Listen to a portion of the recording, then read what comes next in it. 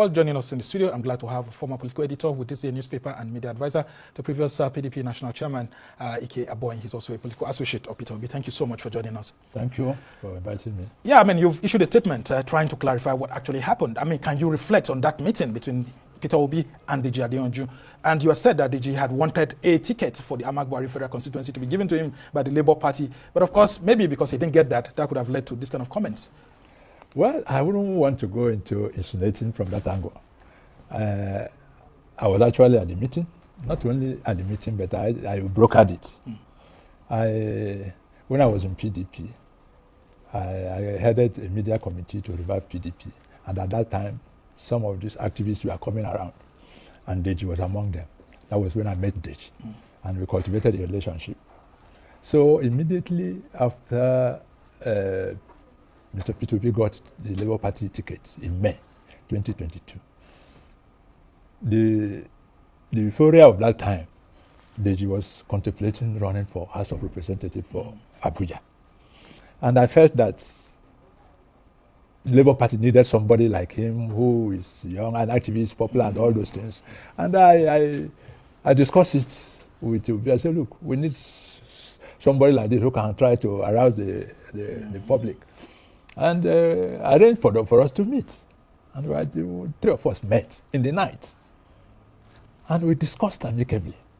Obi, as usual, welcomed the meeting and explained his life, how he came into politics and what he has done and all those things. After explaining, Deji was also touched. He started his own story and talked about how the mother played huge impact on him and all that. Yeah, the mother case that was filed against him. No.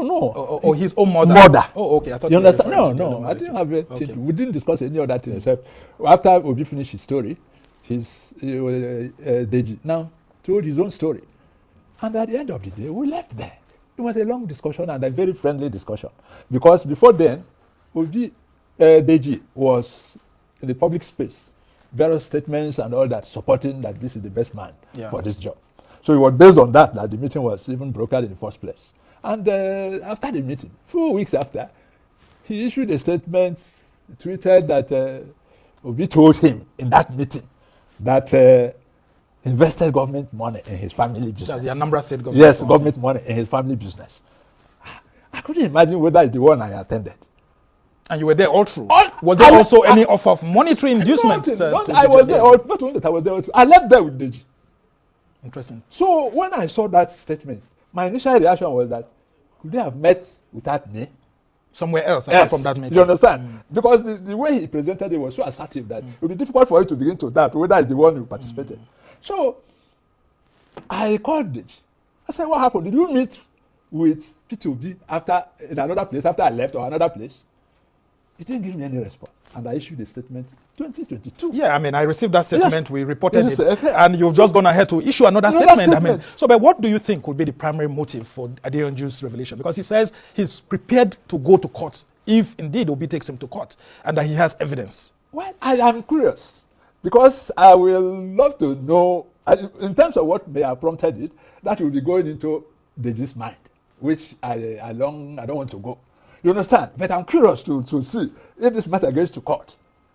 Then let me see that. Because if it's something I was an outsider, then I was okay, maybe this happened, or you can never swear for anything. But for this one, I cannot imagine. Well, maybe the lawyers will be reaching out to you to serve as a primary witness in the case. No, but to me, this matter is a distraction to the project. You think so? Yes. You think that maybe some people, because I mean there have been allegations against Deji against him online, that maybe the APC is trying to use him. Some people even brought out different insinuations that he had an alleged murder case previously, and then of course one of the people who helped him out was Festus Keyamo. Maybe Deji is working for the APC and all of that, who they backed up to stop Obi. I mean different things. How the online space is like. I mean, do you think as a political editor this is calculated to distract Obi? Definitely, definitely, because given the way Deji is pursuing it, you know that there's some political undertone. Otherwise, if you made an allegation against somebody and say he's going to court, why rush to the media and start a media trial? Well, you're a lawyer. He claims that some of Peter Obi's supporters are all out against him, abusing him. Even allegedly said that, I mean, one of the supporters, Sarah Ibrahim, had called his wife a whore, and I mean, all sort of things happening. And Peter Obi did not caution his supporters, particularly this person, allegedly. I don't know whether he's in P2B's camp to know how P2B reacts to things. Because he's not qualified to say that P2B did not do something because he wouldn't know and he's not there. But the truth of the matter is that the way Deji is taking it, if you have made allegation against somebody and you are a lawyer, go to court. Like I said, when this meeting took place, Deji was not a lawyer. Yes. And now he's a lawyer. I expected something more mature in handling this case. Yeah, but I love the way you actually put it too, that these gentlemen are your friends, two of them, and that you would love to see how this can actually be settled. Is there any way that there could be maybe an out-of-court settlement if it does get to court, or you wouldn't even allow it to get to court in the first instance? Is there any way you could bring these two gentlemen together? Well, you think it's too late? I am not a lawyer, and when lawyers are involved in a case, it's only them that will determine the extent. Me, as a journalist and a friend of the two, I don't mind. Because to me, Obi is focused on the ball. Yeah, but he feels injured. I mean, yes, his reputation has been injured. Deji too is also saying that he feels injured by obedience who are also abusing the hell out of him and all of that. The thing is, anybody who has been following Obi's trend, Obi don't react to criticism except when he goes to personalized things like this. All right. You understand? He doesn't like it. Even this one, I can tell you pressure is on him. Why are you going to court? Yes, I mean... You understand? you understand? But the point is, it has to do with his reputation.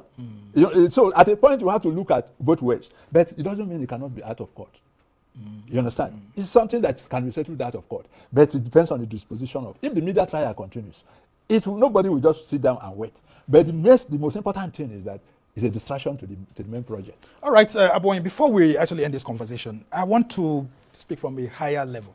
Some people are saying that Peter Obi, by threatening to go to court, that means that he can't swallow what his own supporters are giving to others. That people like President Bola Tinubu, I mean, a whole lot of obedience have abused him, but he chose not to go to court. That can't Peter Obi act from a much more higher level? And, look at this, maybe like a distraction and ignore it. Because Tinubu has been abused severally, Atiku too has been abused severally, and other leaders, yet they don't go to court. That this is the price you have to pay for putting yourself out there. That is to an angle, but anybody who has been following P2B since he became a national figure at presidential level, we know that nobody has been so abused in the media space like him.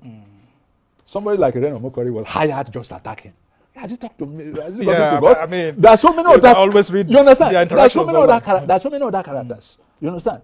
And even if, like they said, he offered him money and he refused and all that. Anybody who knows P2B is a Catholic, an ardent Catholic, and he went to adoration ground of Mbaka.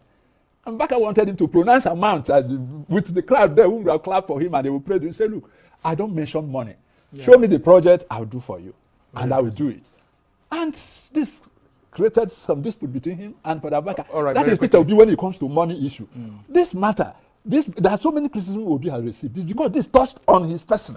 He has, look, the presidential spokesperson, Bayo Nanuga, woke up the other day and said Peter was organizing during the protest. All right. And he threatened to go to court. That is spokesman of the president. So it's not about if you attack Peter on issues, on politics, on his politics and all that. You don't mind. But when you now come to his image, direct image, but that doesn't mean the matter should be allowed to be. All right. I'm afraid we don't have enough time, but you've said it very clearly.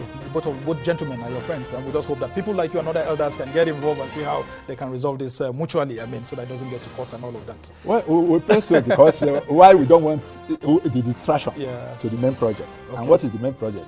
Creating a new Nigeria, which is possible. All right.